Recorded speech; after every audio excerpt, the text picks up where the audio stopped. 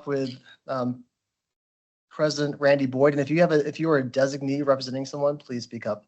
President Randy Boyd, are you here? I am. Can you hear me? I can, sir. Yes, thank you. Okay, great. I'm actually having some networking difficulties, so I'm using somebody else's computer while they fix mine. Okay. Well, we can hear you loud and clear, though. And I believe you're Okay. under Jamie's name up there, so we'll know that when you go off mic. That's right. So, okay. Commissioner Jim Bryson? Here. Cameron Kahn from Tequila. Catherine Hare, the Legislative Budget Office. President Hargrave, University of Memphis. I am here. Thank you. Hello, sir. Chairman Gary Hicks. Okay. Myrna, are you his designee? Okay. Let's play one. Yes, okay. Myrna's here. Jessica Himes. President Licari from Austin Peay State University. Yes, I'm here online. Hello, sir. President Sidney McPhee. Then we have Mary Hofschwelly from MTSU. All right. Thank you, Mary. Comptroller Mumpower. Whitmire, designee for Comptroller Mumpower. Okay. President Brian Noland of ETSU. Michael Hoff, designee. Michael Hoff from ETSU. Thank you. President Oldham, Tennessee Tech University. President Dwayne Tucker, Tennessee State University. Good afternoon. This is Will Radford, designee for President Tucker. Okay, William Radford representing Tennessee State University. Thank you. Chancellor Flora Tidings from Tennessee Board of Regents. I am present online. Hello, thank you. Chairman Bill Watson. Here. Okay, good to see you. I know John Kerr is here as well from that committee. Chairman Don White. Thank you for joining us today. Chairman Mark White. Carly Easley for Chairman White. Carly Easley's here. Thank you very much, Carly. As I mentioned earlier, since January, we have convened a number of conversations that we've interviewed, we've surveyed, really to get a hold of where we need to go for higher education in the state of Tennessee. We've had topical work groups that have joined myriad stakeholders from across higher education, from K-12 education, from the General Assembly, administration, cabinet agencies, workforce, business leaders, etc. They've convened to talk about funding and financial aid sustainability, access and success, workforce alignment and development, data and research, and also defining a new North Star goal. Something that's come up in a lot of our conversations is the desire to get back to a point where we had something like the Drive to 55 guiding us and directing us on where to go in the future. Drive to 55, this is of course the year 2025, and the Drive to 55 was targeting to get 55% of the adult population with a college credential of some sort. It did a lot to get us aligned to be able to meet that commitment through funding, through strategies, through policies and programs. But most important, what it did is it unified our higher education enterprise. Feedback from this group specifically, President Oldham had mentioned it, Commissioner Jim Bryson, you and I have talked about it, and others as well, is a question mark on whether higher education should be working on a strategic plan right now, given that we're going to be going through a gubernatorial transition in about, what month is this now? In about 16, 17 months. And we've been reflecting on that. We know that we're not the only body right now grappling with this. State Board of Education, they're working on their strategic plan. Tennessee Board of Regents as well, University of Tennessee system. We're all working on our strategic plan. In conversations with our board, and Chairman Scarlett, you mentioned this 2 weeks ago at our commission meeting, we think it's wise to be asking the question. We do not want to let up, though, on moving forward with the strategic plan where we're trying to make sure that higher education is actively rowing in the same direction to meet the needs of the state. However, when it comes to launching a new North Star goal, that is a place where we do feel the need to pause at this stage and wait for that transition of a new administration with the General Assembly that takes place in 2027. Still identify goals and metrics within the plan inherent in executing on our plan, but in launching a brand new, say, Drive to 55 or Strive for 65, I just came up with that on the side. Not sure if it's going to work. Thank you, John. I appreciate that. We think it wise at this stage to not immediately move forward with that and wait for the key stakeholders to come together. So that's feedback that we've heard from this group, that we've reflected on it. However, what has been widely agreed upon is that there's a lot that we need to be doing right now, immediately right now, to ensure that we are working as one enterprise. I would say it goes back to the Focus Act when we had new boards and our agency went in one direction in response to it and lost sight of some other key directions as well. We think it important to continue moving forward with what we've identified in that plan. Going forward, we presented an outline of this plan to our commission 2 weeks ago. We're presenting it to you today. Amanda Clefane, our Chief Strategy Officer, will walk you through. And our intent of that is to get candid, direct feedback of what resonates, what does not. Once we do that, we'll incorporate your feedback into the redesign of our outline and then start writing that plan. We are convening all trustees and regents in October in Murfreesboro, in part to get their feedback on the plan, but also to bring them all together for the first time in 6 years. Once we get their feedback, we'll come back to our commission for approval of the strategic plan and then launch it going forward. We've had lots of conversations in these rooms, some down here in this conference room and others as well, identifying some great opportunities of where to go forward as an enterprise. A lot of it, though, is centering on assuring that we capitalize and we build upon higher education value. I have talked about this slide before with this body, but we know that by 2031, we don't need 55% of adults having a post-secondary credential or training. We need 63% is what the projections are. We know that those who get an associate degree or certificate, a bachelor degree, they are much less likely to lose their job during a recession. Higher education recession-proofs our economy. We also know, however, that there are many students that can access college, be it through Tennessee Promise, Tennessee Reconnect, Hope Scholarships, fantastic advising that we have in our high schools. But there are a lot that aren't completing that credential. Definitely not so on time. And we have a lot of students who are adding to what we call our some college, no degree cohorts. We have about 650,000 adults in Tennessee that have gone to college but have not come out of it with any credential. Yes, higher education is of value, but if you're not actually getting that credential, there might be a slight premium bump to your salary, but we're not fully actualizing what you can do with that higher education credential. So a lot of what we've taken in from this body and other bodies is a need to improve the value of higher education in Tennessee. With that, I'm going to turn it over to Amanda to walk us through our outline. Thank you, Amanda. Thanks, Stephen. Good afternoon again, everybody. So as Stephen mentioned, this process has been taking place over the past several months, and there's really been two intentional goals as part of the strategic planning process. One, to come to this plan collaboratively and to engage all of the stakeholders that will both help us execute this plan, but also will be a part of this plan.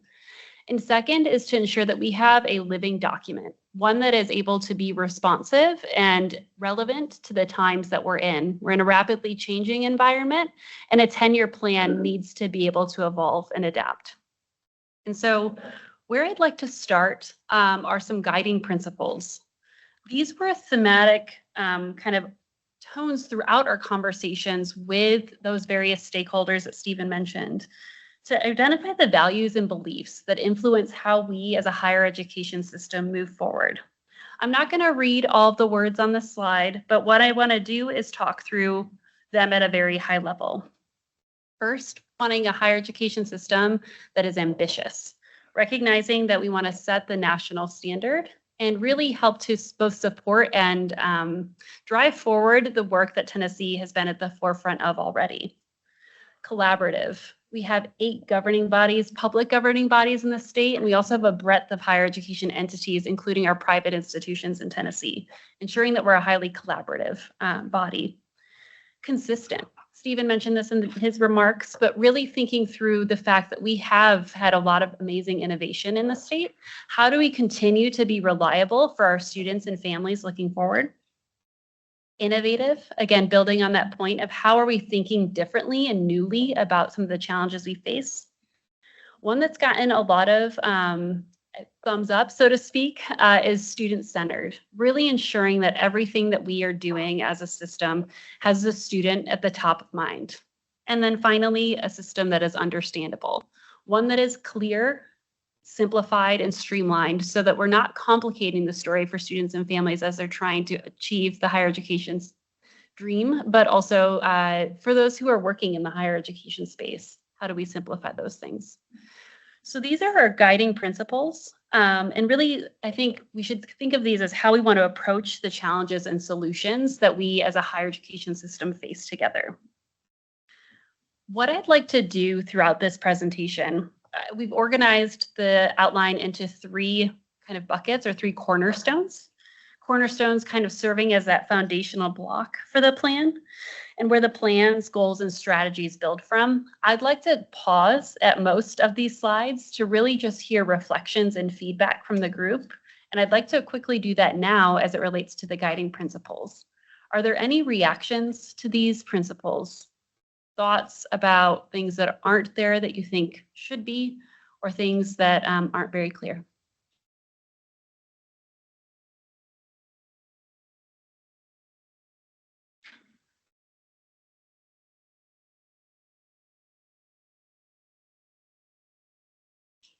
Hearing none. Well, actually, this Go is Randy. I would like to just, and maybe you said this, and maybe it's on the page, and maybe I'm overlooking it, but relative to relating to workforce needs, looking at we're student-centered, are we workforce-centered in any way? Is that implied, or should we be saying something about that? It's a great point. I don't know that that is necessarily specifically highlighted in the guiding principles. It will be brought up a little bit in the next cornerstone, but thinking about that alignment piece and that goal orientation, I think makes sense. I think, we're just working on our strategic plan, and we had three pillars, and we added a fourth that said that we have to be aligned with the, with workforce needs. And so we're trying to build that out. So that's what made me think of it. But again, it may be covered someplace else, but something to think about. Thank you. Amanda, thank you, President Wood. I think where that would fit very well is in collaborative as well, fostering partnerships to build consensus and solve problems, but also who are we thinking about who our partners are. It's not just other higher education, it's workforce. Yeah, thank you. Yeah. You're welcome.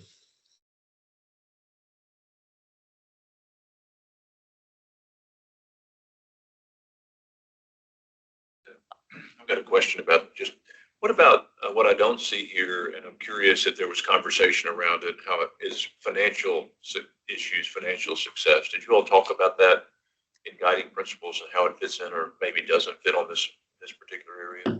I'm not sure that we raised that specifically in this conversation around guiding principles, but we did have a topical work group that was oriented around affordability and institutional financial health. And so something that will be outlined a little bit more in our achievable cornerstone is this conversation around outcomes-based funding, around student affordability and basic needs and the like. Is that sort of what you were meaning? I was really thinking about the institution's financial health, really, and how we continue to move forward in that area and how that fits in. Great.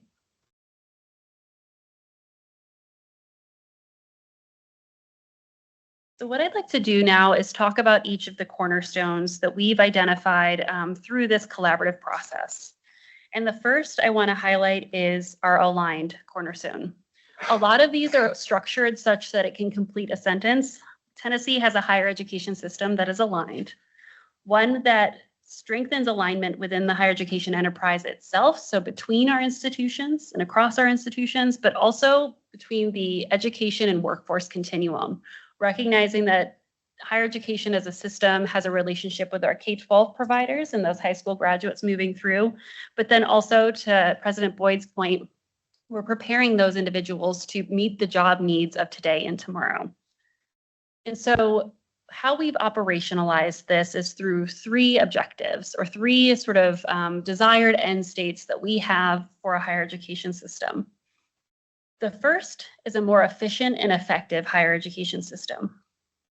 A word that was used a lot throughout our convenings was transfer, both in the explicit and direct way that we think about transfer, students moving between our higher education sectors, but also in the ways that we as higher education institutions connect with one another and think about those on and off ramps for students, recognizing that in this day and age, individuals are gaining skills in a variety of ways, and we need to be able to recognize those skills. So something that we're thinking about in terms of strategies connecting to this objective are strengthening that credit mobility across all the sectors to maximize degree completion and minimize excess credit accumulation. And I should note, as I talk a little bit through some of these strategies are meant to evolve and be adapted. So we have our cornerstones and our objectives, envisioning those as sort of solid foundations with which this master plan operates. And our strategies are things that are both prioritizing us in the near term, but also recognizing that as we make progress on some of these, we will refine and evolve those strategies. So I wanted to make that kind of organizational note before getting too far in. Also, for those reading along, the handout you have in front of you that we sent out to the body, page 3 is where you can see the cornerstones, objectives, and the strategies. Thanks, Stephen. In that same vein of efficient and effective, thinking about models that reduce time to completion, recognizing again, prior learning and other mechanisms that we know individual students are bringing to the higher education system. And then another point that was highlighted here is around dual enrollment. Dual enrollment has exploded in the state, and there's a lot to be really proud of in terms of how dual enrollment has evolved for Tennessee. But how can we be thinking really intentionally about dual enrollment offerings for students and ensuring that those credits not only expose them to higher education rigor, but also serve them as they look to ultimately enroll in post-secondary? To be a more aligned higher education system, we also think it's a system that needs to be continuous, recognizing the seamless pathways for students and that they can and should be able to jump on and off ramps throughout their higher education journey. One of the ideas that was raised when we brought together an emerging workforce topical work group was around the idea of a skills inventory. How are we ensuring that we are making clear what it is that these students are gaining throughout their experience and are able to translate that into their learning experiences? Stackability, something that is talked about somewhat often, but recognizing, again, certificates, industry certifications, work-based learning, all of these different mechanisms by which individuals are learning and training. How are we ensuring that that allows students to continue to move on and off the higher education ramp? And then finally, in this bucket of aligned, ensuring that we have a higher education system that is meaningful. And this is really connecting to this point around how are we communicating what it is this offers students to their real world skills and experiences. So that can be kind of operational or envisioned through a few different things, expanding and integrating high quality experiential learning that aligns with our academic programs and something that we see happening in really great pockets already. Ensuring that all of our academic programs, including things like general education, clearly articulate skills. We brought together a focus group of adults, actually 2 focus groups of students, and something that was raised was, you know, I'm taking this course and I'm not sure what this course means for my higher education experience. I think that's an opportunity for us as the sector writ large to really think about how are we talking about the skills that you're gaining in this course that maybe doesn't seem directly related to what you're studying, and how do we make that clearer to our students? And so I'm going to pause now with this kind of overview of the aligned cornerstone. Really curious to hear folks' reactions, what might be missing, what you like, what is surprising to you that you weren't expecting. Hey, this is Bill Hargrave.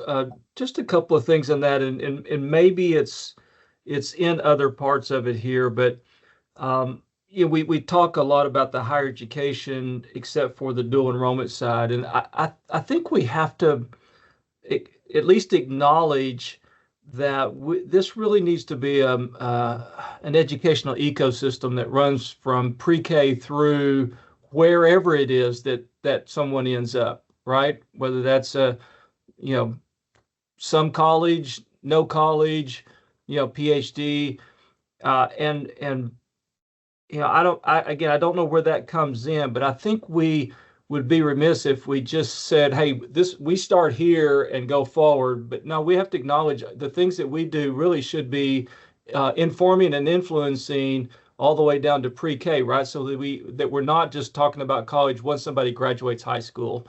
Certainly not, we do that with dual enrollment, but I don't know. I think we've got to have something in here about the educational ecosystem and the starts and the stops, and it's all about the student, not about how we design it and you fit into our box. But let us be, and we haven't talked about agile, but let us be agile so that we fit it towards you. I don't know if that makes a lot of sense, but I think we just have to look at the whole picture.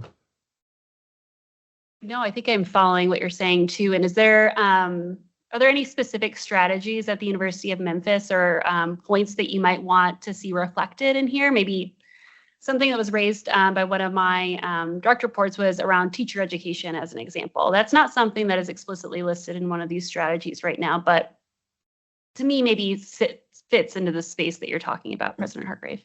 Yeah, nothing in particular. I mean, and we have a little bit of unique advantage, right? Because we have a pre-K through PhD, right? Here at the University of Memphis, and that allows us to go all the way back to, I mean, third and fourth grade even, and start looking at, where somebody might be going, from that point, right? And start, tracks are nothing new, but if you're thinking ahead about, okay, this would be an area to go down, and this, these type of things would prepare you if you're going, this route, or these things would prepare you if you're going that route. Now we're trying to do it right now just by loading up on dual enrollment, but I don't know that that's the most, effective or efficient way of doing it if the student is headed down different paths. And so I don't have a good solution. I'm just kind of throwing that out for thought of how do we think about this differently as to getting more students to who are academically equipped and so desire to continue their education after high school.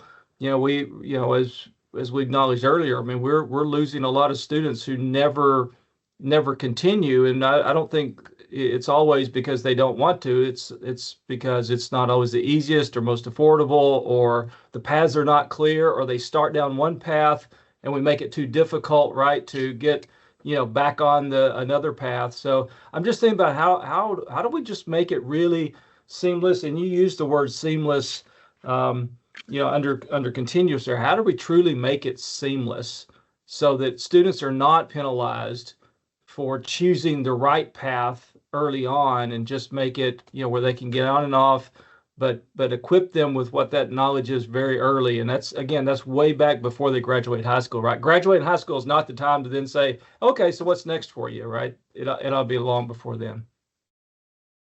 Thank you. I think something that stood out to me, I was really happy to hear it. Oftentimes, the joke is higher ed points to K-12 as being the problem, and K-12 the higher ed.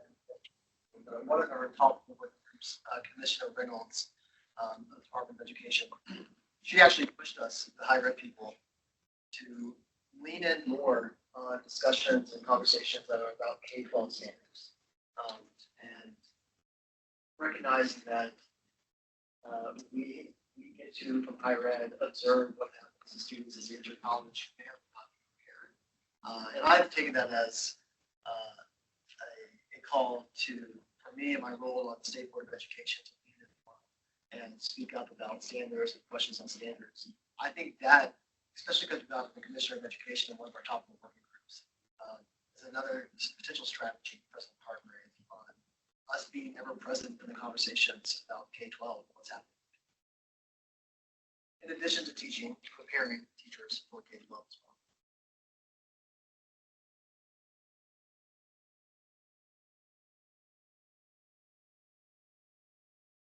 Are there any other questions or thoughts on the aligned cornerstone? I'm gonna say this here, and then I'll say it after the next cornerstone as well. I'm thinking about what Commissioner Bryson said about the financial health of institutions. I can see that being as a strategy that is, but don't go too far as to jeopardize financial health of an institution. Let's just see the effectiveness. Yes, we need to get students through as quickly as, for instance, as quickly as possible towards a degree, but let's also make sure that institutions are so in a way that's financially viable. I'm thinking that out loud as we're moving here, and I'll have to take the next questions. So I have a thought, and I'm thinking, I'm not sure if it goes on this slide or a later one, so I'll just go ahead and err on saying this prematurely. But so as we're thinking about being aligned with the students and with the workforce, I have had a frustration for a long time about the units of measure in which we sell education. So we can teach you anything you want as long as you buy it in a certificate form that we sell at a TCAT, or a 2-year degree, which we sell at a community college, or a 4-year or master's degree at a university. And part of it has been, I think, as the workforce has changed, as employers have changed, I think being able to come up with new marketable measures of value would be something that I'd love to have just on the table for, and that's something that THEC would have to lead, but something that we discuss and see if there's something else possible. And I think many of you know that there's a lot more entrepreneurial, innovative accreditors coming online. So I think some of the concern of the past was, well, the accreditors won't allow us to create something new. But I think there's an opportunity to create something new, a 3-year degree or a 2.5-year degree or a 6-month degree, something of value that has statewide or national value to it. I feel like we're sometimes trying to force people to buy what we have to sell and not necessarily asking what the employers need or what the students need. Laura? I'd kind of like to lean into that. If you look under the strategies where you have design and scale models that reduce time to completion, I think having something that addresses new measures of the educational attainment would be really good here. And I also think just talking about the career and workforce readiness, that maybe it would be good to actually add that under efficient and effective, add that we are aligned with employers and supporting industry in that. And possibly then to talk about what Bill said about making sure that we're looking at the continuum of education, embedding career readiness across all levels of instruction to some degree. And I think if we could figure out where to work that in an appropriate area, it would accomplish a lot of what we're talking about here. Thank you both for those comments. Mike, did you have a comment? Yeah, just related to everything everybody's talking about, the thing I thought of was in Meaningful, it talks about advancing the quality assurance funding, which I love, but somewhere I think we need to get recognition for the non-credit work that we do, and also make sure that there's a review of it. Because I had a call the other day about doing a certificate non-credit for synthetic biology, and the faculty member said, wait, can I do anything else? And I said, yes, of course, because I want to sell whatever you want to sell. But then I thought somebody should probably regulate this. But just that. And I think the whole the question of credit versus non-credit, why does it have to be non-credit? Why can't it be something that has credit, that has market value? And but this back to, I guess, the overarching thing. This is only something that THEC can lead as we think about THEC's role. If UT created something and then Memphis created something and TBR created something, it's just going to be a mess. The employers need to have something that everybody agrees on and recognizes. And so that's where we need you to lead and pull us together. Yeah, I appreciate. And the only other thing I would mention is that we do have financial aid driving some of this, so we might need to be creative in how we look at state financial aid. Federal financial aid blocks us in just a little bit with some of those credit and non-credit terms. But if we could, as a state, be a little bit different in our definition. design and scale models that reduce time to completion. I feel like this is all an expansion of that strategy that we're talking about. So I do like it.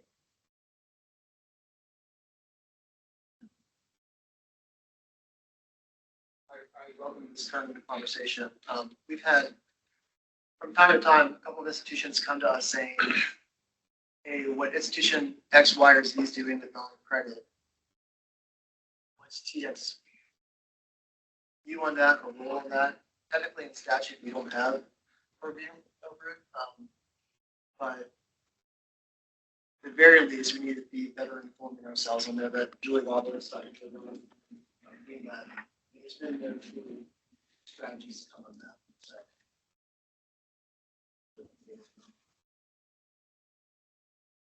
Thank you all for these comments. I know there are several folks in the room furiously taking notes, but I think a lot of these points echo sentiments that we've been hearing throughout this process, and I think offers us an opportunity to be maybe a bit more explicit and specific in this plan itself. So thank you.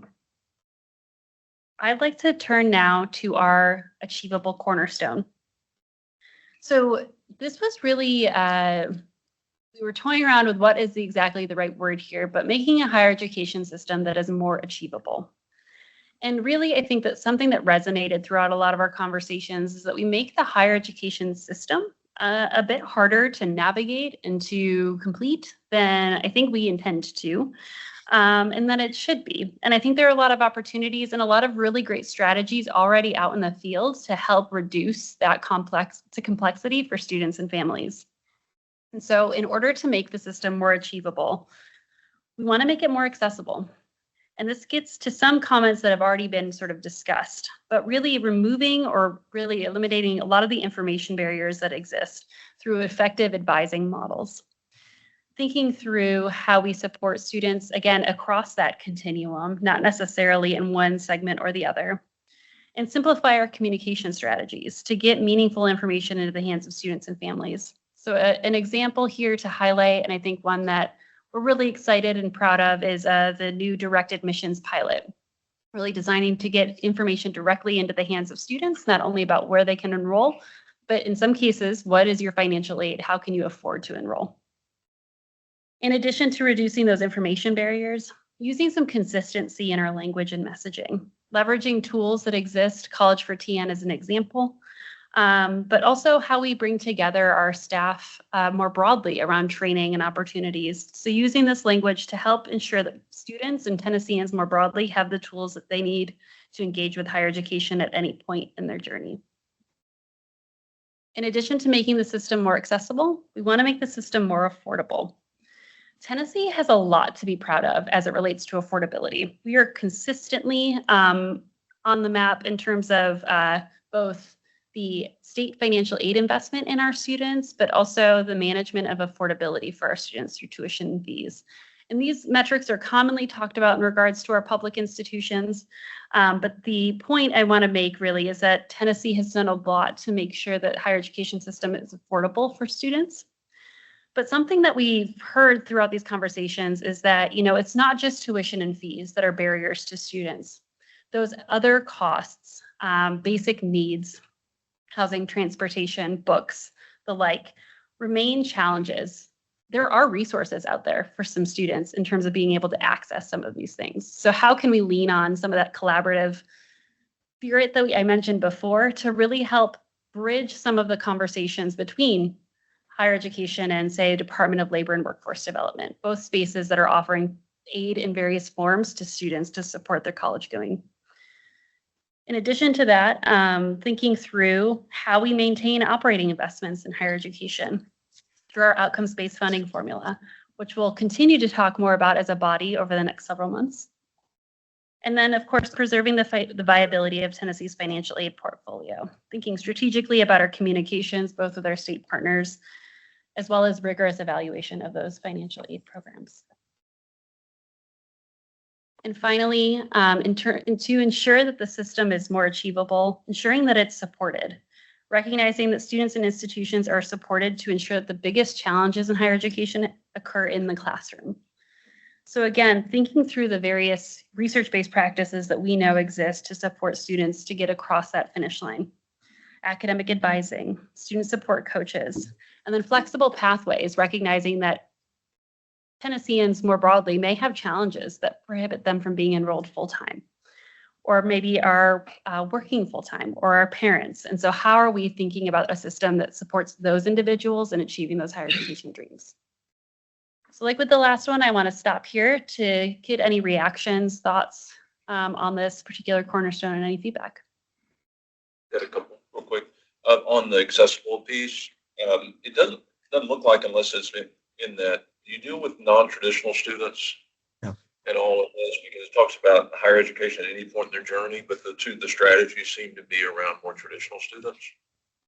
I didn't know if there would need to be communication or other services available for non-traditional students that may not be coming out of high school kind of thing. I think there is definitely a space for us to be more explicit, both about Reconnect, our Tennessee Reconnect program in the state, but also knowing that there are some tools, I think, that have maybe been more traditionally targeted to our traditional age, like College for Tennessee, to do that. So that's a great point to be more explicit here. Just an idea. Also, one of the guiding principles is around innovative, and I was wondering about under the affordable tab, all of those are how to get money to the students so that they can afford the existing costs. Is there a way, should there be a strategy to be more innovative to reduce the costs some way? That's the other side of that equation. It's kind of like there's a revenue and an expense side. Very good point.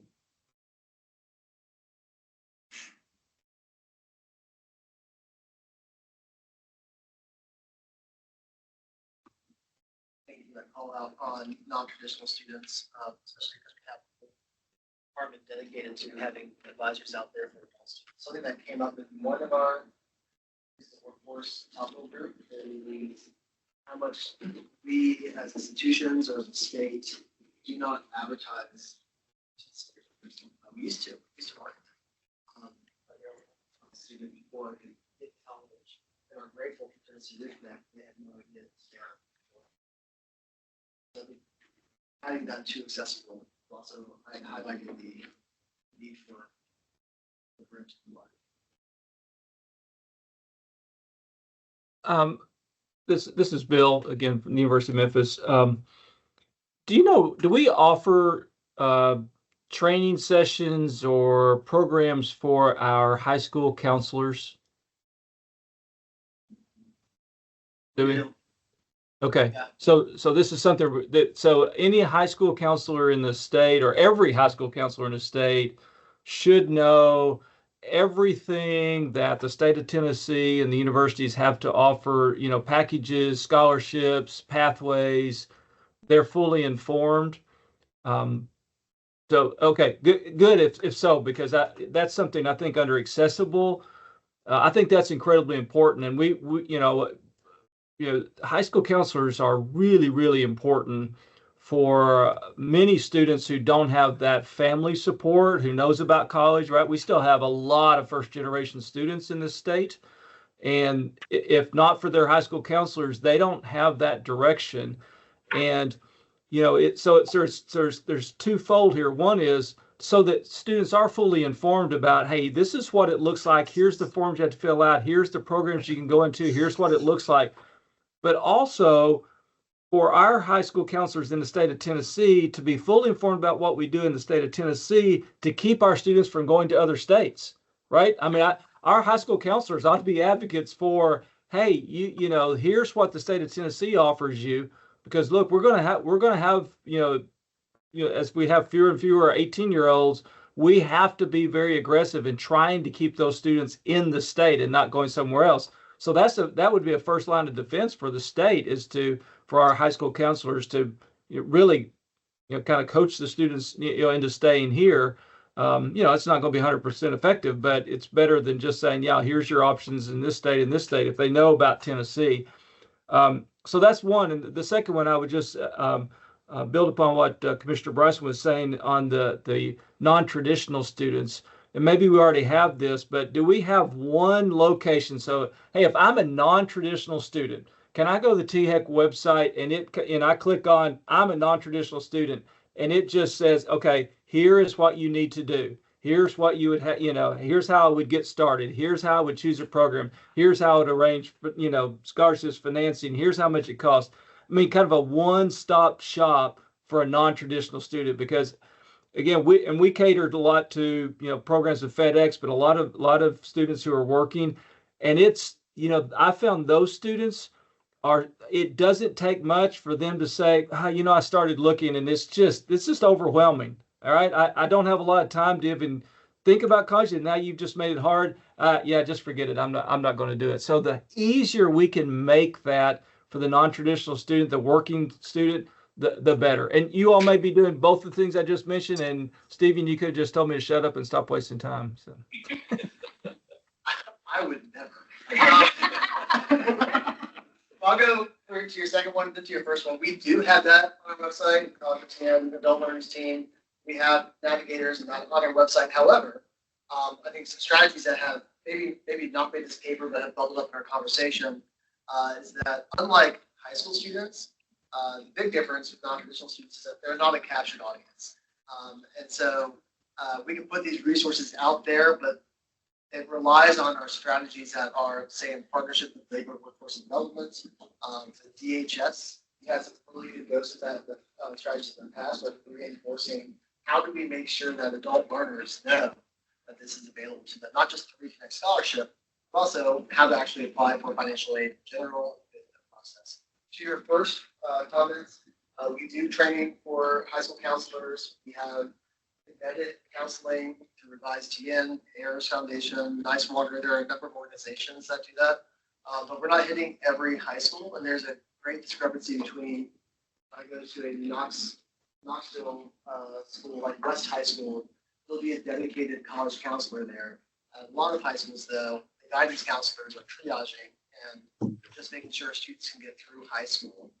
And so what strategies can we deploy? And we've already got some strategies on this, but to give them extra capacity to be able to educate it. But you're right. Advising the population on how to get to college is one of the biggest leverage points. Bill, it may be different in other states, but something that I discovered back in 2013 when we were researching, to create the Drive to 55 and our different strategies, I met with multiple different groups of high school counselors. And to Stephen's point, they said college advising was not part of their training. That's something extra that you learn to do, but they're counseling to get you through high school. So, which I always thought was a surprise. At certain schools, that's what they do, but there's a lot of schools that don't have college advising as part of their staff. So I don't know if that's a strategy for us from an advocacy point of view, but maybe that the state would require, counselors to have some college advising training of some sort.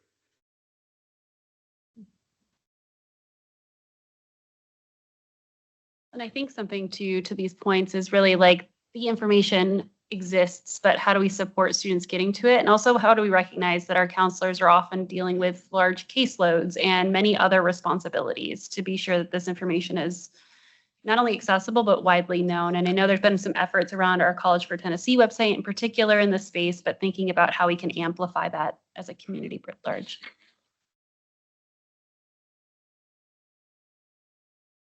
I'm going to move on now to the next cornerstone.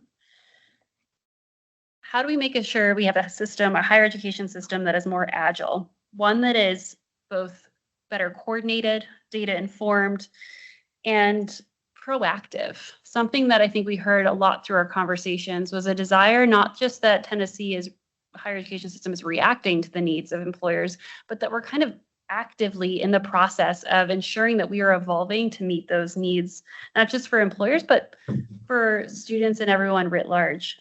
Some feedback we received from one of our commissioners just about 2 weeks ago, I guess now, was around the role of artificial intelligence. How are we thinking about the role of AI in higher education more broadly? But also as we think about greater efficiencies and support to what can often be overly taxed systems. So the first objective here is ensuring that the higher education system acts to improve conditions and ensures responsiveness to changing needs. And this really involves, I think, some intentional work, not just for THEC, although THEC as the coordinating body in the state, I think, serves an important role here around regularly collecting perspectives from the higher education community. It's been really fun over the past several months to get to have a lot of different folks in the room and to hear perspectives and voices in ways that we at THEC, at least in particular, don't often get to hear about the details of our staff across all of our campuses. And so those big challenges. So being sure that we are taking an active role in not only hearing from our higher education community, but also students to understand the challenges and emerging practices to improve student success. We can read the surveys, we can do all those other things, but really hearing from the grassroots up, what are those challenges? And that way we can help to serve what is our solution. Something else I'm quite excited about is leveraging a president's council. Stephen said this at the beginning, and I think we're all kind of it's been now almost a decade. The Focus Act has passed, 8 governing boards in the state. That has, I think, necessitated an opportunity for us to be thinking about how we're bringing together leadership at that level. I know Stephen and many of those on this call and in this room participate in regular conversations with one another, but let this serve as a space not only for us to kind of collect information and better understand some of the challenges facing our campuses, but also leverage that as a resource for us as we speak with our commission around various policy issues. Those are a couple of examples of strategies that we're thinking in terms of being more proactive as a system. More coordinated. This is one that's sort of funny as we have a coordinating board in the state of Tennessee, but really thinking through something I raised at the beginning. We have our 8 public boards. We have the Tennessee Independent Colleges. We also have a breadth of other institutions that parts of our organization at THEC authorize, or that they ensure that they are meeting minimum standards to receive benefits. We don't really have the best handle on this scope, but we know that some of these institutions are serving a wide array of Tennesseans. How can we ensure that we're bringing all of those voices to the table as we think about ensuring that Tennessee meets the needs of today and tomorrow and our students? Something we heard a lot about, and I think that folks are excited for, is just more time to come together and to talk about some of these challenges. So regularly gathering our institutions to think about information sharing, shared understanding, and problem resolution. There's some really exceptional work happening across all of our campuses. And there are not always as many opportunities for us to amplify and share what those things are. Some of these are solutions to challenges that other campuses are facing. So how can THEC serve as a lead to some of these conversations that need to happen to support student success? And then the last one I mentioned before, is really thinking through how we as a system map and connect with our other state agency partners. We've mentioned now a couple times the Tennessee Department of Labor and Workforce Development, but Human Services, Department of Education, and the like. I think there remain opportunities for us as a group to think about a more coordinated higher education system, or really just system broadly to serve the needs of higher education. The last objective here is ensuring that Tennessee's higher education system leverages data for insights and improvements.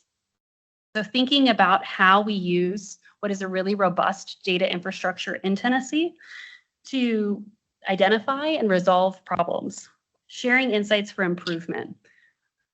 One of our topical work groups was talking about the idea, we have a lot of data, but what we really need are insights.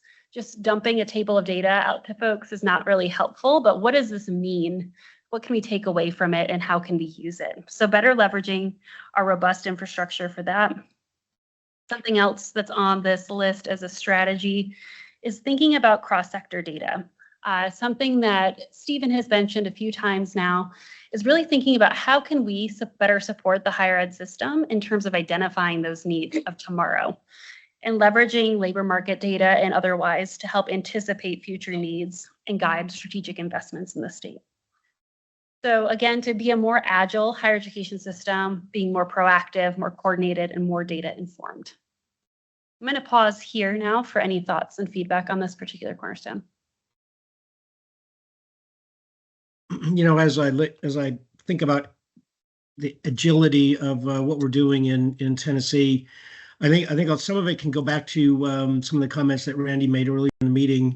The ability for us to quickly and flexibly introduce new ways to bring ourselves into alignment with workforce needs, to start to get a lot more creative in responding to existing and needs, and in sort of partnering so that we are anticipating workforce needs.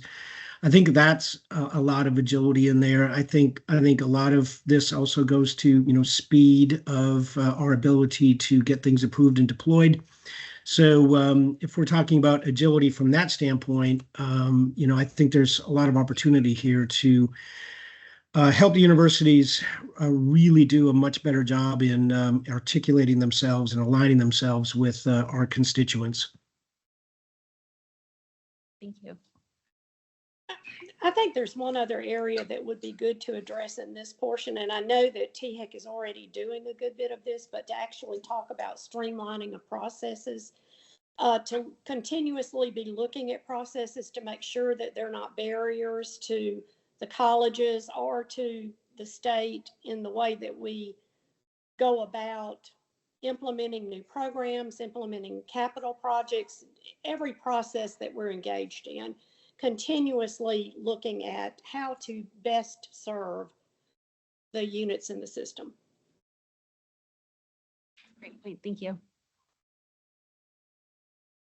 I also can extend that to not necessarily processes that THEC owns, but there are other state processes that's being transparent with our partners, other agencies, or if we have observations about what might be holding up some processes that are like, hey, institution A might be able to learn from institution C on how they're getting more programs started as well.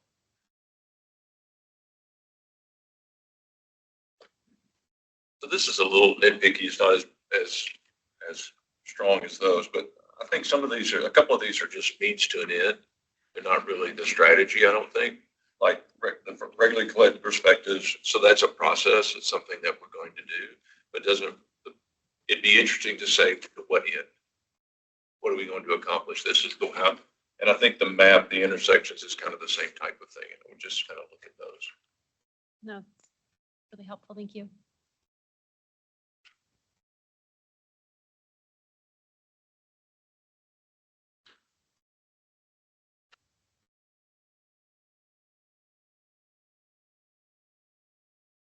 Okay. I have one more slide that I'm going to actually pause on going over to really pose this question to the group. You've heard and you've seen now this outline for the higher education master plan. And again, that's Tennessee's strategic higher education master plan. What do you all see as the top priorities that we need to be thinking about? Again, this is a 10-year plan. We are going to be making progress on an annual basis towards these goals. As you've heard everything that we've talked about, where do you see the biggest priorities for this next year?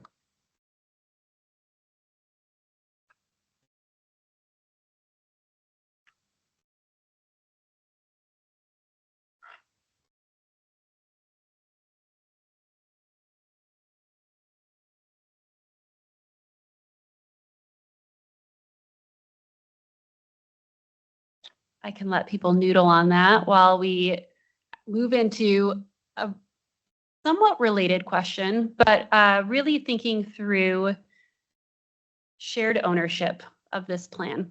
I mentioned it just a minute ago. This is the plan for all of higher education. And while THEC as the coordinating body is responsible for the creation in collaboration with you all of this plan, there are many places and many topics that we've highlighted here today that fit very closely and very squarely into the wheelhouse of a lot of our campuses directly. I'd love to hear from some of our campus folks in the room, or maybe some of our other state representatives, for where we think we need to have a more specific or explicit stamp for our institutions to be owning some of this work.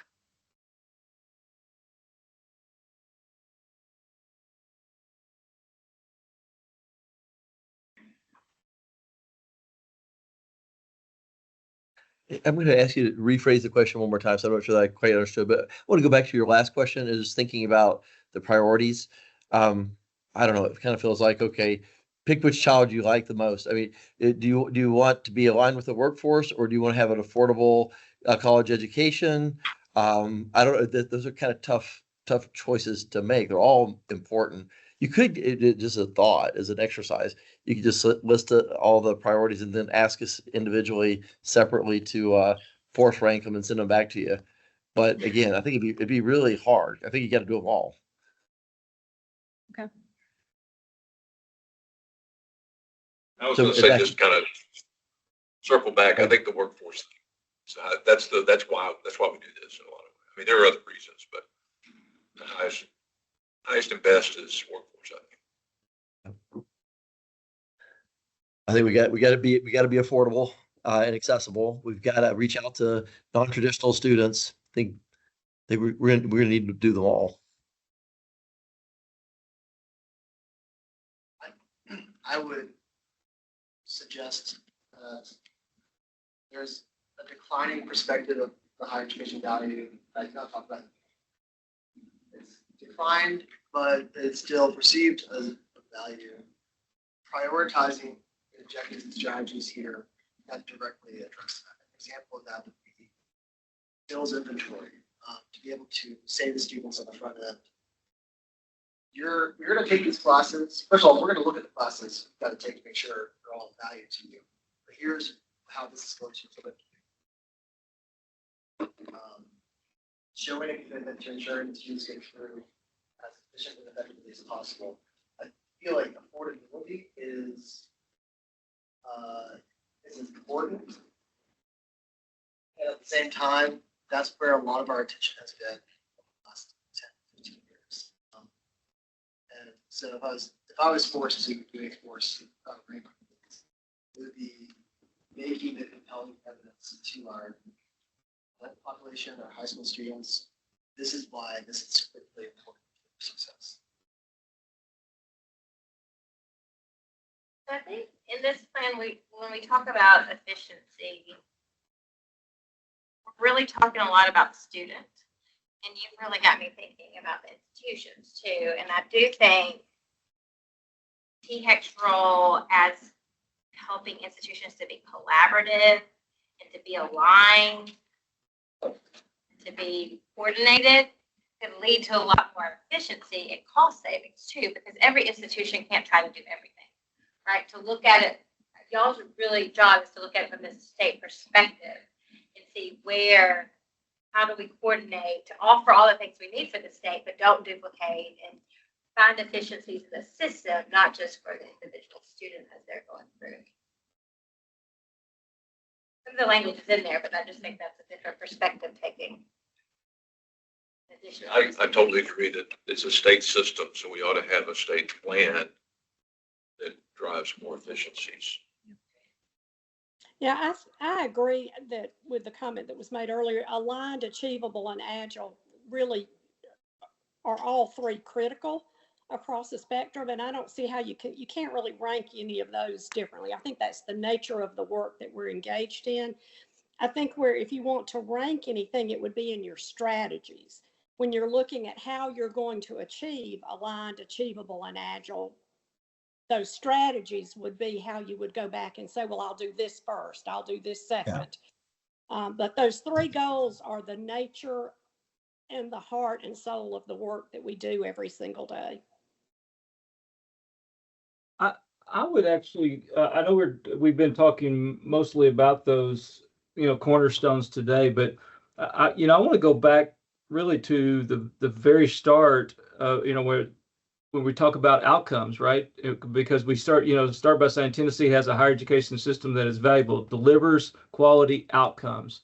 And I don't want us to lose sight of that's really what we ought to be doing. And, Commissioner Bryson, you talked about workforce ready, right? That's a key outcome for many of those. Some are to prepare you to go to medical school, law school, whatever, which leads to outcomes as well. But I think we have to keep outcomes as our North Star. And Stephen, you said it earlier, right? I mean, the opinion of higher education has dwindled over time. Some of that is dealing with, or is attributable to, a lack of attention to outcomes, right? We just offer degrees and hope that people did good things when they got a degree. But I think we start with outcomes. And if I were going to suggest we focus on anything in the next several months, it would be a laser focus on that. What do we mean by that? What are those outcomes? How are we measuring those outcomes? And I know that we have outcome-based formula, but I think we have to rethink how we look at outcomes, because outcomes, vary by the individual, they vary by the institution, they vary by the credential, they vary by the program. But if we start with that at the end and we work our way backwards, it drives everything else. So I just don't want us to lose sight of that's what we're focused on, and the rest of this is being driven by the outcomes.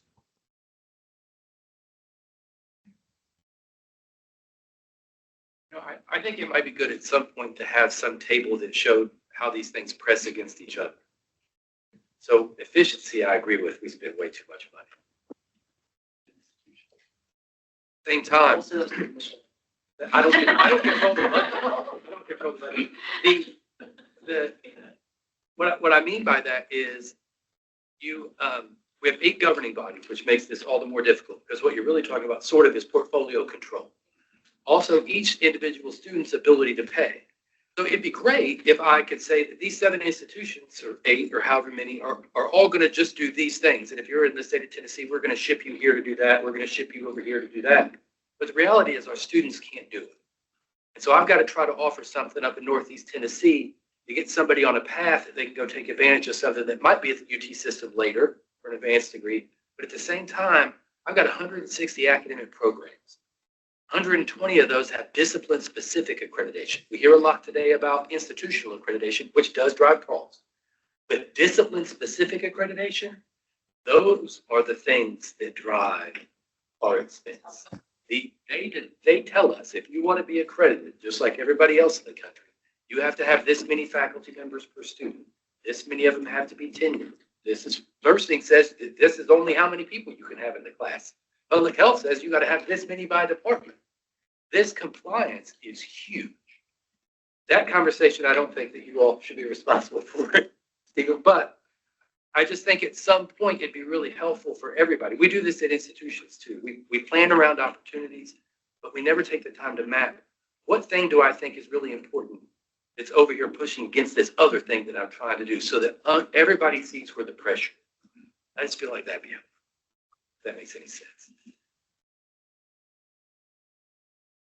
Hey, this is Senator Watson. If I could just wade in for just a second, because that's actually from a legislator's perspective, that is a really an important observation, is that I think we struggle with trying to understand who's driving this train. Is the state and our institutions within the state driving the train, or are all of these various accrediting bodies that you end up having to comply with actually driving the train? This may not be the conversation for this meeting, but it is certainly, I think, something that's on legislators' minds, who feel like in many instances our colleges and universities are asked to do things only because they're trying to comply with some accrediting body rather than what may be in the best interest of the student.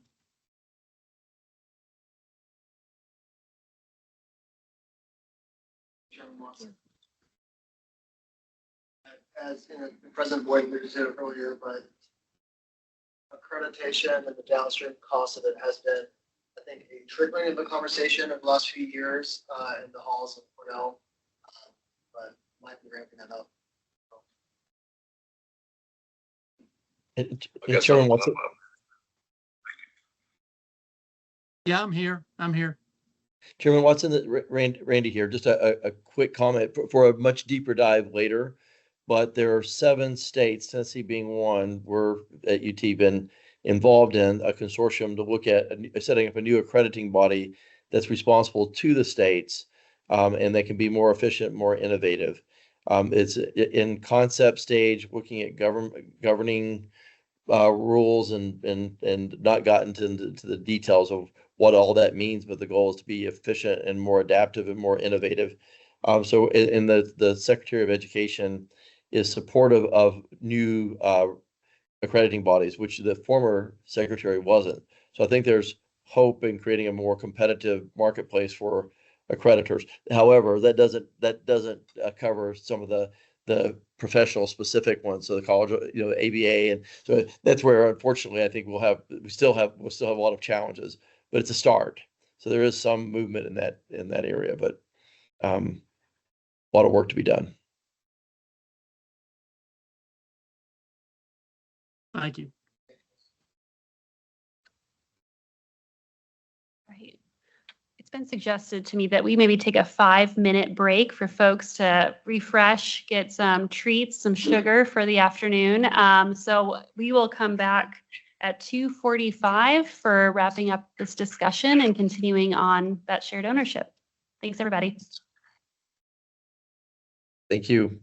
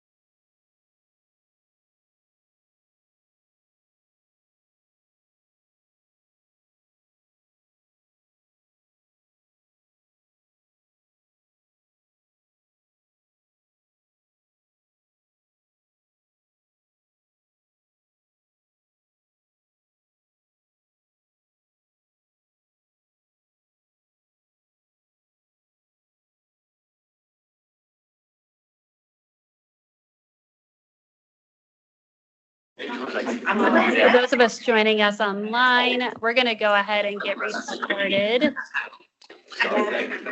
You get it, girl.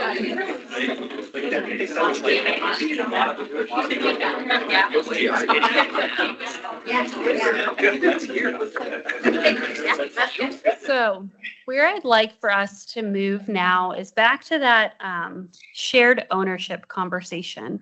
Again, thinking about this plan as the state's strategic higher education master plan. I'd love to hear again from our campus representatives and state representatives, where do you see opportunities for higher education institutions specifically to be really leaning into and owning parts of this plan?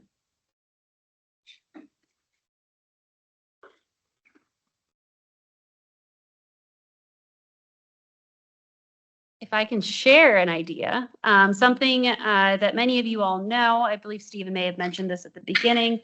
THEC has been partnering with the Education Strategy Group, or ESG, to help facilitate a series of conversations, those topical work groups that we mentioned before. They've also conducted interviews, both at the beginning of this process and now most recently just completed interviews with a series of stakeholders, sort of what we're calling pressure testing this outline, seeing how they're reacting. One of the areas that came up of interest, and I'm going to click back, I think, maybe not, is the supported bucket for the higher education enterprise. Thinking about how we make the system more achievable and therefore more supported. And so I'm curious to hear reactions to how higher education plugs into that, how our institutions specifically plug into that function. We training guidance counselors. So I'm a student, going to graduate. Both of my parents come from a two-parent household. Both of my parents went to college. So they're going to make sure that I'm on the right path, that I've applied for all the scholarships, that I've got my applications in, that I am headed in the right path.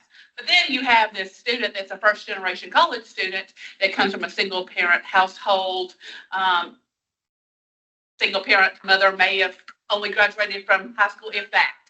You know, where's our level of support? One student's going to need a different support than the other student. Yeah. And I think that's very important to also train guidance counselors to look for what kind of support each individual student would need. That's a great point. I can add to that. Brett's now out of the room, but he oversees our college access and success team. And I was texting with them, be sure that we do have the training for guidance counselors in Tennessee. However, oftentimes our access team serves as adjunct lecturers or just guest lecturers for college counseling programs in Tennessee because they don't have high school college counseling open to their curriculum. So that's almost like a different way of thinking about how we support college high school counselors. As we're producing college counselors, to what extent are they being trained, not just on an annual basis, but in their master's program, as an example, on college counseling. Right, I was just talking about our team serving as guest lecturers in college counseling programs, like making sure that those programs, not college counseling, guidance counseling programs, making sure they're helping students navigate. And Stephen, if I could weigh in just a little bit along that same line, you know, one of the things, because our community college students and technical college students tend to need more support than traditional university students, one of the things we've really been trying to do is to work with our university partners to get help from students in universities to go back and counsel with our community college and our technical college students, particularly those students that are majoring in the social programs at colleges, psychology students, welfare students that are majoring in welfare programs, but also just to have that peer mentor. And it would be wonderful if there was a way that THEC could sort of help us facilitate that happening. And that's a way to, again, leverage and be more efficient with using our own internal resources. Does that work almost like, in addition to student being on a Tennessee transfer pathway, They're also going to get support from university students who may have gone down that pathway or have expressed an interest in that discipline as well. Is that how that works? Absolutely, or quite often the university students can get some type of credit for going back and working with students and helping them pull them up on the continuum. We do that with both our university partners and then also with some of our business and industry that are willing to help do that, much in, as the mentor type situation. But to have a master plan across the state on how we could leverage that would be really valuable.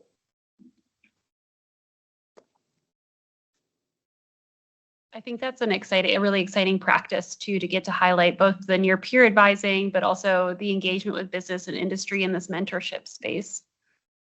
I'd love to hear from other campuses and Chancellor Tidings as well. So there are other examples of, how are you all providing this support to students once they show up to your institutions? What does coaching, what does academic advising, what do those things look like? Are there best practices you'd want to see possibly amplified here?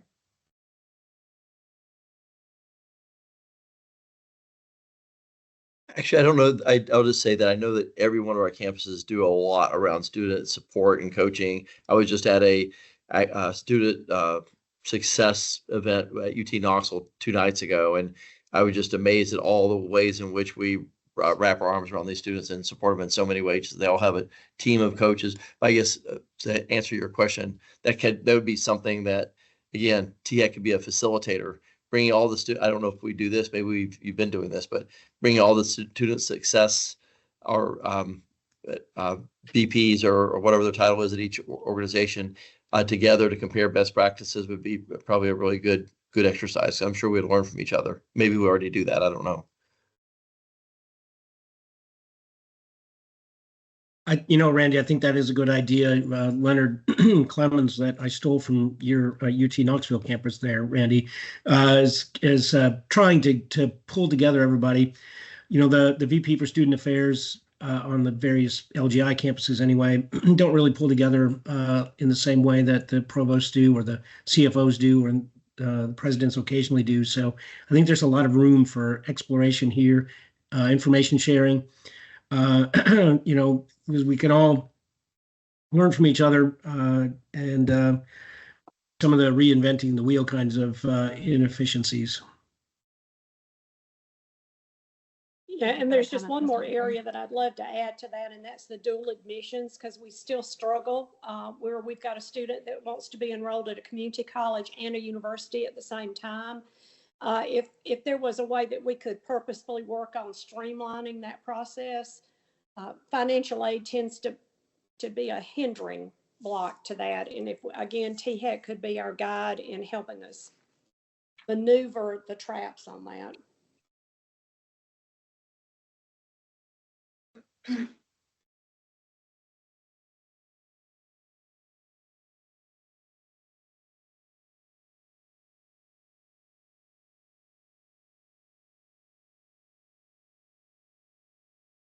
Sort of led us here with the student support piece, but I'm curious, as we've kind of talked through this more holistic outline, are there other spaces where institutions are already leaning in that we can really be recognizing that, and maybe THEC can be supportive both in the context of coordinating and convening individuals, but also amplifying those practices to our state partners?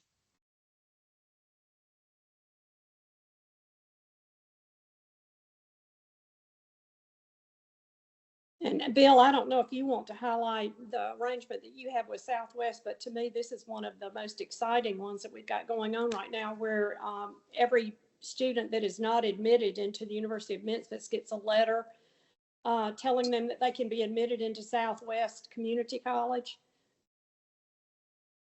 Yeah, and I think that's what I was talking about earlier with this idea of the seamless, right, and making it very easy. And that's, we've been working very diligently with Southwest to do exactly that, right? So that a student doesn't get discouraged. Well, I can't go here. Well, we're going to make it very easy for you to go over to 2-year. We'll work with 2-year. We'll advise you. We actually give you a U of M ID, and so you can use the campus, but you're taking classes over there. We're actually working You may not be aware, we're actually working where they'll actually come over here and teach some of the classes on our campus, so that really we try to make it as seamless as possible. And that it goes back to the ecosystem, concept, right? If we can just remove the barriers as for students to have an excuse to just bail out, we'll keep more of these students in. And I'm encouraged by the early success of this program. Something that we've talked about internally. I feel like we've had a lot of success with highlighting and designating campuses as vets friendly, vets campuses, both public and private. And Ms. Macari attained the highest level that we have, this highest level distribution for that. Doing something similar for transfer friendly institutions, recognizing and rewarding institutions that do right by transfer students and encouraging, incentivizing activities like what was just discussed here.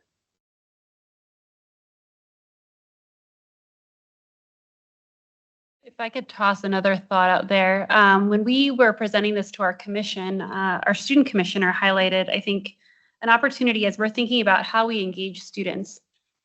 Obviously, THAC has a couple of pockets with which we do this, but you all are engaging with students all the time. Many of you are back at your campuses because you're welcoming students or they're already on campus officially to start. I'm curious if there are any things that you all really like that you do to hear from students directly, again, beyond those surveys possibly, and things that we might be able to leverage as we really want to hear that student voice raising up through this process and through the plan holistically. I'm going to go back and say, we've got at each of my campuses people that are experts and deep in this, but I can't personally tell you in this setting all the details of everything we do. I think it's really a separate meeting to really dive deep into all that.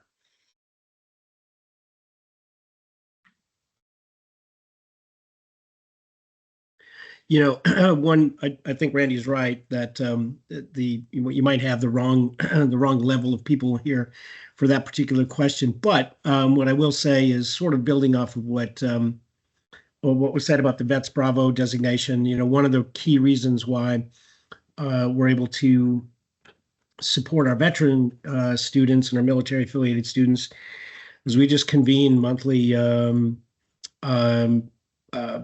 sort of sessions with our students. We just talk to them and just allow them to complain to us and listen to their concerns so that we can get better. So those kinds of focus group kinds of things are labor intensive, but you get, I think, better information about the actual condition of your students. And the level of honesty across your students is going to be different, right? Of course, veterans especially are not afraid to speak their mind, so they give us blunt feedback. A brand new freshman might not be willing to open up so freely, but I do think those kinds of focus groups are probably your best bet rather than some generic emailed survey that you'll get a 12% response rate to. Thank you.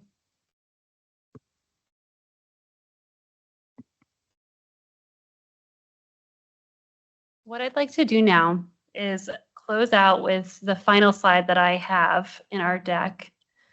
And that's really to touch on some of those milestones. Stephen alluded to some of this earlier in the opening of the presentation, but we will be convening the boards of trustees for our public institutions and the boards of regents in October to really share about this plan, to hear from a variety of stakeholders about the various parts of this plan, and to do some facilitated work around strategic planning more broadly.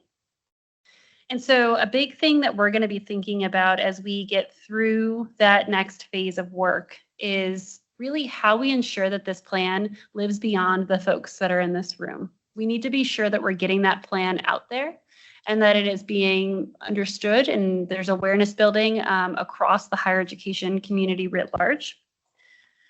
Something that has been discussed already here today is how we're thinking about the identification and collection of measures. Something folks have probably heard me say now is THEC does collect a lot of information. You all are providing us a lot of information around the end of term data, but several of the strategies and the objectives that we're talking about really are things that you all are thinking about in more real time. Our campuses are working in daily data that is updated on a daily cadence. How can we work in collaboration with your data professionals and others on your campuses to think really strategically about some of these metrics and what makes the most sense to be collected and evaluated at the local level, and what makes sense for us to be as a state kind of sharing progress reports or updates on. Again, knowing we collect end of term data about 3 times a year. Convening this committee. So something that we'll talk a little bit about here is this group was created to both support the development and the evolution of the state's higher education master plan. It's also historically been leveraged in large part to think about the outcomes-based funding formula. We're really proposing to re-envision that, bringing this group together on that annual cadence, not necessarily to talk maybe exclusively about the funding formula, but really to be checking in on a lot of the things that we've been talking about. Another tool for us to say, like, are we continuing to head in the right direction? Are there new things cropping up in the state that we need to be thinking about?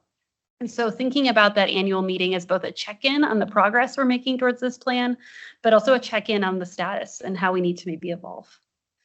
And then finally, and this is related to the dissemination of the plan, but will be done in close partnership with all of you, is really thinking about how this plan can take root at our institutions and our systems. I've said this before, and I'll say it again because it's really true. This is the state's higher education master plan, but it is not a higher education master plan without higher education at the table and very much a part of that conversation. So I've been really grateful for the participation and engagement in these meetings, but as well from your staff and others throughout this process. And I'm really excited for what we see ahead. But I'm going to pause there if there are any additional comments, questions, things that didn't fit into the structure that we've had this afternoon before we formally wrap up. I'll just say great job. We appreciate the leadership. Unfortunately, I've got to go to a ribbon cutting, so I'm going to have to say goodbye. But have a great wrap up, and I'll see all of you soon. Thanks. Thanks, President Boyd. I would just, put a finer point on some of the things we talked about earlier about the population of potential higher education students. And I saw an EAB presentation not that long ago that talked about in the US, there's more non-traditional students who are academically qualified who started college than there actually are in college. So there is a huge population of potential students out there that we as a set of institutions have made it very difficult if you didn't start right out of high school to make it really hard for you to come in and come out, right? As we talked about those pathways.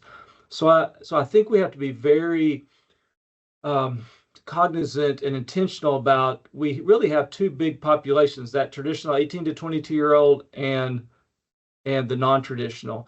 And you have to approach them different ways. The set of resources you need are different between those 2 groups. How you engage one group is different than the other group.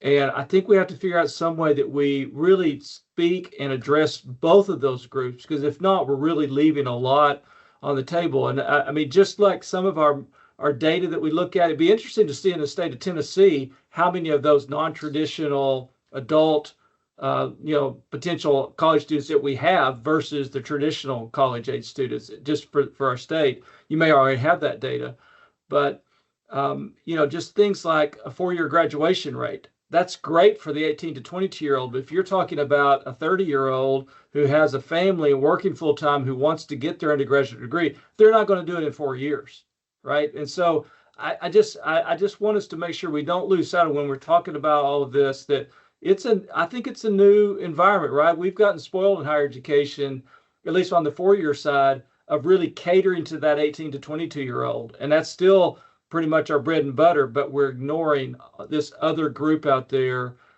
because we've made it difficult and we've catered almost exclusively to the 18 to 22-year-old. So with that, I'll get off my soapbox. No, Bill, that really resonates with me. given our student body, we have a huge number of what I'll call non-traditional students, both full-time and part-time. The last time I checked, this was maybe last year's data, something like 11 or 12% of our first-time full-time freshman class was over the age of 24. And these are students that are in a whole different boat than a 19-year-old coming straight from high school. They've got families, they've got jobs. They're probably mostly military linked somehow, military spouses or whatever. And their set of circumstances are really different. And so we've had to build Austin P in a way to really be flexible and reach these, be able to educate these students on a timeline that's conducive to their success. But that's hard, and it takes a lot of effort on the faculty to restructure curriculum. It takes a lot of effort on the staff side to open up, multiple registration periods. We've got something like 16 or 17 actual registration periods throughout an academic year, not just fall and spring. So, but that puts a lot of strain on the university. We're sort of flying by the seat of our pants in some of it. So I think Bill's on the right track here. We're going to see more of this, not less. And so as a system or statewide enterprise, we need to acknowledge that and be ready for it. That's a great point. Thank you. I can add one question, actually directed towards those who are not from institutions. And you hear a lot of higher education throughout the year. And this would be great to invest in this for our institution. What is it from higher ed enterprise that you saw in one? Whether it's as enterprise as a whole or just ways of thinking. You guys have decided, but.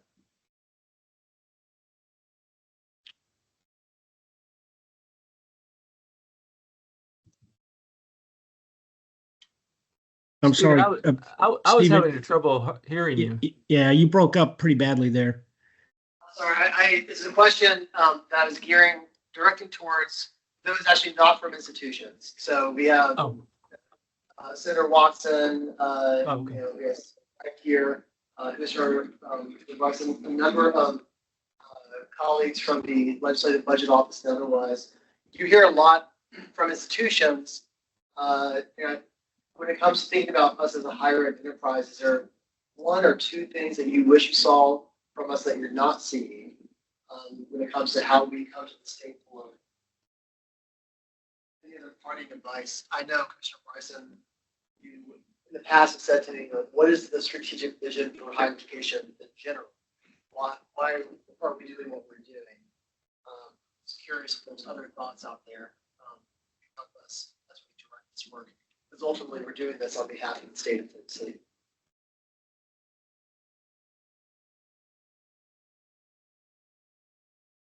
Well, this is Senator Watson. I don't know if I understand the question exactly, other than to say I think that for many of us in the legislature, our higher education system, we expect or we're hoping to see a system that focuses on the needs of the student, regardless of whether they're a traditional or non-traditional student, and that higher education provides a student with a tangible asset that they can then take into the marketplace. I think, we have become a state that is very much focused on applied learning versus theoretical learning, although theoretical is still an important part. And certainly we want to have problem solvers and thinkers and all of that. But if you look at about 60% or more of our population really fits more into the applied learning bucket. And so whether you're in the technical school, the community college, or at the university setting, I think members would like to see our university system providing our students with a tangible asset that they can actually utilize and sell in the marketplace, where whatever that marketplace might be. And to some degree, my earlier rant, I guess, about accreditation. Those people, I get the academic side of it, and they focus very much on curriculum and having certain things in place. I believe in some instances those become barriers to student success. And to the previous comment where we were talking about what are ways that we can make it easier for students to be successful, whether they're traditional or non-traditional students. Some of that is pushing back on some of the things that these accrediting bodies may require of our university systems. That won't bode well with your faculty, that won't bode well with your university senate, I suppose. But the reality of it is that higher education doesn't have the same value in the United States that it did 10 or 15 years ago, because people question whether the cost of the education is giving them an asset that they can then use in the marketplace. And many people have rejected.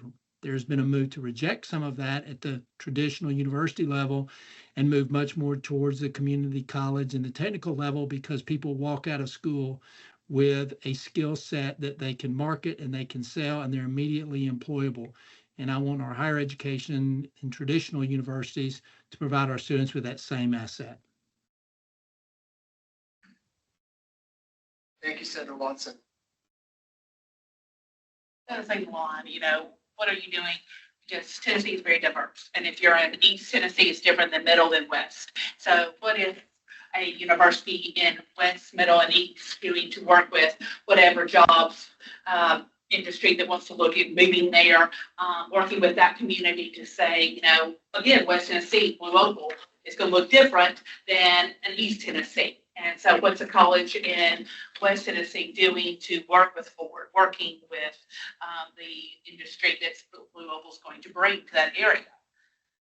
And I think that sometimes gets lost. I agree with everything that's been said, especially around the student-centered, and there's this, and I'm not as informed about higher education as you and many of the people around the table, so I'm just giving you my perspective. It's that higher education is a big ship that had been going for a long time, and it was built one way, and it just keeps going that way. And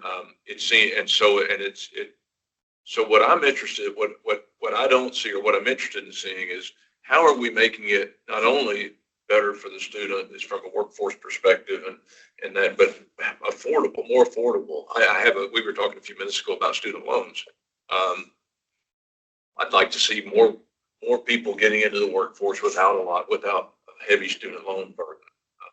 How do you do that? How do you do that? I think one of the things that I was thinking when you asked the question was this core value. I guess you got a guiding principle around innovation.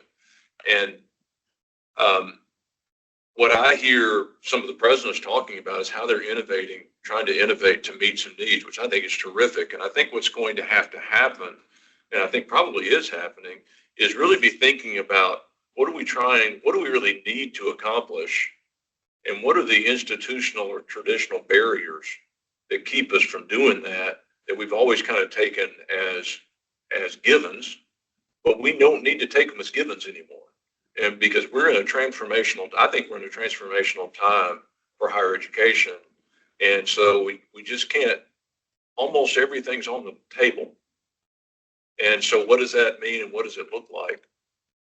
And I think that innovation piece is hugely important as we go forward. And we can't assume that it's a 4-year degree that can be done in 6 years.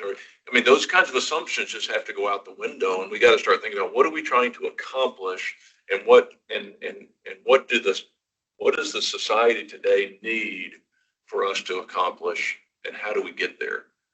And all that other stuff has got to go out the window. And I think that's hard for big institutions to do, but I applaud what I'm hearing from the presidents for really working at it and really trying. So I think some of it is I want to see those kinds of things. I want to see what the senators were talking about, and some of it's just I'm not as aware of things that are going on that I probably should be. Telling our story. Thank you, sir. All right. There are no additional comments or questions. I just wanted to say thank you again for all of you for your time thus far in this process and for the commitments to the prior statutory committee meetings and the discussion we had today. You all do have my email, and I'd ask that if you have additional thoughts or ideas, please don't hesitate to reach out.